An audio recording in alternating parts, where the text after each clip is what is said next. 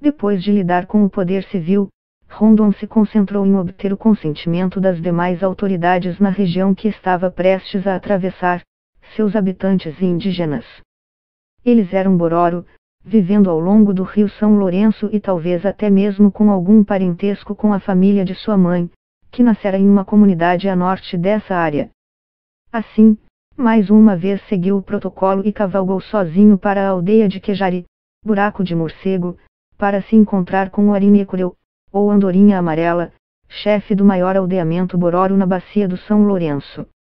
Uma vez lá, foi recebido com abraços calorosos e cantos rituais que diziam: "Nosso grande chefe chegou. Salve o grande chefe Bororo." Neste trecho de Rondon uma biografia, livro lançado neste mês pelo jornalista americano Levi Rutter, o Marechal Cândido Rondon visita os Bororo para pedir sua autorização, parte de uma linha telegráfica de 2.000 km, da qual ele é encarregado, passará pelo território da tribo no Mato Grosso. Depois do encontro, que aconteceu nos primeiros anos do século XX e foi marcado por agrados mútuos, os Bororo não apenas permitiram o avanço da linha como ajudaram o militar a construí-la, quando seus soldados caíram doentes. Cândido Rondon dá nomes a praças, escolas e até a um estado, Rondônia, mas pouco se discute sobre o papel que teve para a preservação das tribos indígenas e da Amazônia. Mais do que um militar patriota, homenageado por todo o país, Rondon foi um pesquisador dos povos brasileiros e um pacifista nas questões ligadas à floresta e a seus habitantes. No curso da construção da linha telegráfica, que tomou quase 10 anos da sua vida, ele estabeleceu contato com tribos isoladas, ajudando a mapeá-las e difundir sua cultura. A Comissão Rondon, como ficou conhecida a Comissão de Linhas Telegráficas Estratégicas de Mato Grosso ao Amazonas, publicou mais de 100 artigos científicos sobre suas descobertas, com assuntos que iam do clima aos costumes locais. O mesmo mergulho foi feito nas outras 200 de expedições do militar, que chegou a guiar o ex-presidente americano Theodore Roosevelt pela Amazônia em 1914, numa ação bilateral que documentou o Rio da Dúvida, então desconhecido. Foi uma aventura descobrir que suas experiências ainda têm relevância para o Brasil do século XXI, diz Rutter, que foi o correspondente da revista Newsweek e do jornal The New York Times no país. Por exemplo, podemos aprender a lidar com os povos indígenas e a reconciliar o desenvolvimento econômico do norte com a preservação das riquezas da região, especialmente a amazônica. Apesar de terem mais de 100 anos, as lições colhidas por Rondon nos seus 40.000 km pelo Brasil não foram aprendidas pelo atual governo, diz o biógrafo. Ele vê na gestão de Jair Bolsonaro uma ameaça ao legado de Rondon, que foi fundador do Serviço de Proteção aos Índios, antecessor da FUNAI, e até a sua morte, em 1958, trabalhou para proteger suas tradições. Como candidato, Bolsonaro falou em medidas que iriam contra a linha histórica estabelecida pelo Rondon. Como presidente, nesses 100 dias dá para ver claramente ameaças às políticas históricas criadas por Rondon e perpetuadas pelos vários governos depois da Primeira República, diz. Até agora, entre as ações anunciadas pelo governo Bolsonaro para o meio ambiente estão a transferência da demarcação de terras indígenas para o Ministério da Agricultura revertida após decisão da Comissão de Reforma Ministerial e a extinção da Secretaria de Mudanças Climáticas. Além disso, o presidente defende a liberação de atividades de mineração e agropecuária dentro de reservas e a concessão de parques nacionais à iniciativa privada. Na opinião de ambientalistas, as medidas devem representar mais riscos do que vantagens monetárias. No entanto, lembra Rutter, esta não é a primeira vez que as ideias de Rondon são ignoradas. Retrocesso semelhante teria acontecido na ditadura militar, quando o nome do marechal foi usado de forma distorcida para batizar um programa que pretendia colonizar a Amazônia e explorar seus recursos. Na época, difundia-se a imagem do explorador destemido e nacionalista, não a do humanista. Também durante o regime, o Serviço de Proteção aos Índios foi extinto e substituído pela FUNAI que, embora continuasse a homenagear Rondon, tinha ordens de integrar os índios rapidamente, independentemente de seus desejos. O que o Marechal poderia dizer para evitar esses erros? A reportagem pergunta.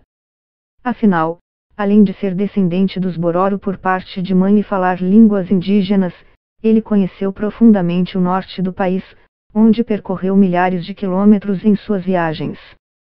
Ele diria as mesmas coisas que disse na Primeira República, na ditadura varguista e até seu falecimento: respeite o índio, os direitos dos povos indígenas, o meio ambiente e o povo do interior, afirma.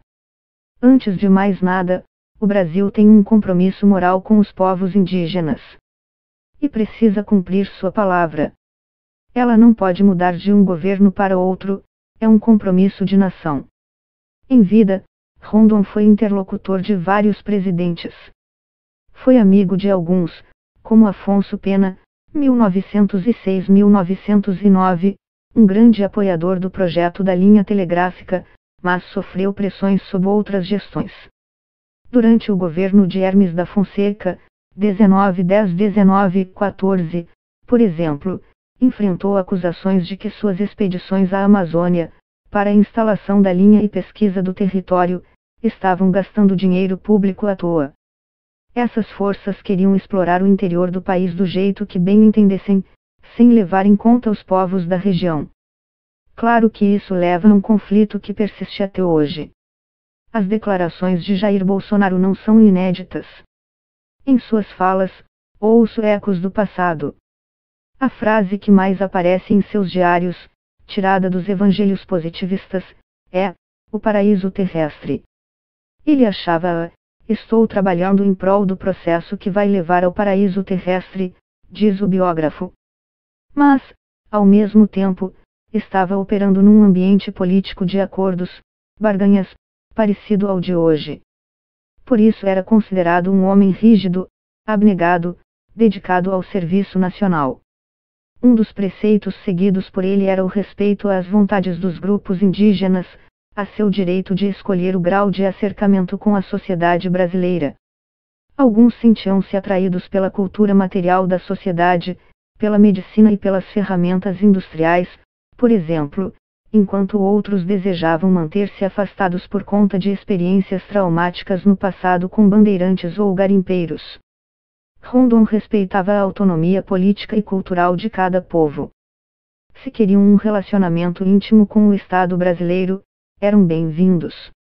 Mas se preferiam ficar longe, isso também era seu direito e teríamos a obrigação de ganhar sua confiança e amizade, explica o escritor. Um segundo fundamento seria o equilíbrio entre desenvolvimento e preservação. Rondon queria manter parte da floresta intacta e criar regiões para usufruto do homem, mas de maneira sustentável. As áreas abertas para a linha telegráfica, por exemplo, levou brotos de cacau e café, para não deixar a terra ociosa. Já no episódio contado no começo desta reportagem, o militar integrou os índios a seu projeto de desenvolvimento, ao receber a ajuda dos Bororo para a construção de um trecho da linha. Rondon lançara por terra o que sempre fora aceito no Brasil e no resto do mundo como a ordem natural e imutável das coisas. Povos indígenas eram e sempre seriam tidos como inimigos da disseminação da ordem e do progresso defendida pela sociedade civilizada, não colaboradores em sua expansão. Valendo-se de meios puramente pacíficos, porém, Rondon não só assegurara o consentimento de um povo considerado hostil, como também alcançara a proeza de persuadi-los a participar, de livre e espontânea vontade, no projeto nacional brasileiro, convencendo-os de que traria benefícios também para eles. O Marechal via uma utilidade imediata na existência dos índios, eles eram sentinelas da mata, a protegiam contra incursões ilegais e denunciavam irregularidades aos órgãos competentes. Uma máxima era válida para Rondon: uma floresta habitada é uma floresta preservada. Apesar de suas qualidades pacificadoras, o Marechal às vezes adotava práticas violentas, relata o jornalista. Para manter a ordem ou punir desobediências, castigava corporalmente seus soldados. Nunca, porém, usou violência contra as tribos. Com mais de 500 páginas, Rondon, uma biografia, tomou anos de pesquisa e várias de viagens ao Brasil para ser concluído. Não que Levi Rutter fosse um estranho ao país. Ele foi correspondente da revista Newsweek durante a ditadura militar e, depois, de 1998 a 2008, trabalhou para o New York Times aqui.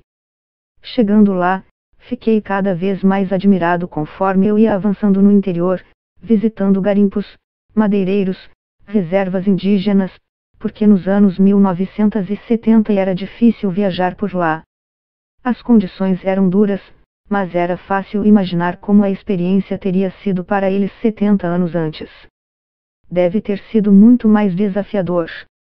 Em sua segunda passagem, o jornalista tornou-se conhecido dos brasileiros depois de publicar uma reportagem no Times sobre como o apreço do então presidente Luiz Inácio Lula da Silva pela bebida poderia estar prejudicando seu governo.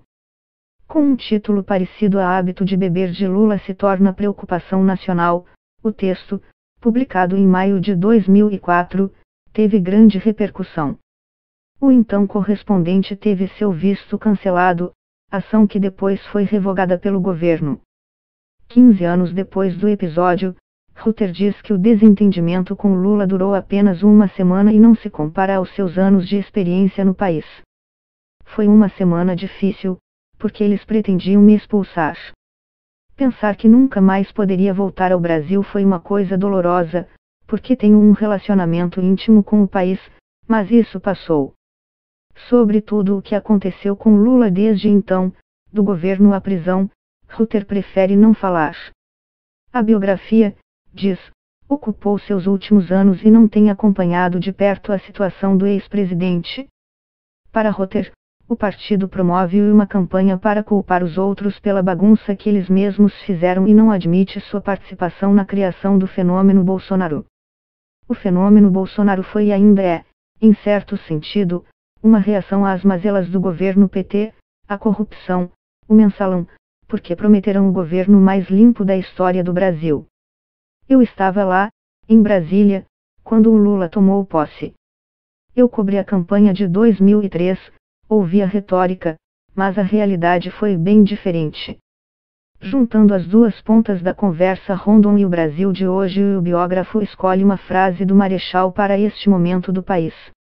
O que Rondon, um patriota positivista, idealista perene, diria diante do pessimismo crescente de seus conterrâneos. Ele estava comentando a tentativa de golpe contra a posse do Juscelino Kubitschek. Mas suas palavras foram ignoradas pelos militares em 1964 e acho que é uma frase que ainda tem relevância, explica o jornalista. Rutter responde que não. Ele diz que não vê militares falando em assumir o poder. As Forças Armadas, argumenta, aprenderam com a experiência da ditadura e não querem repetir a dose.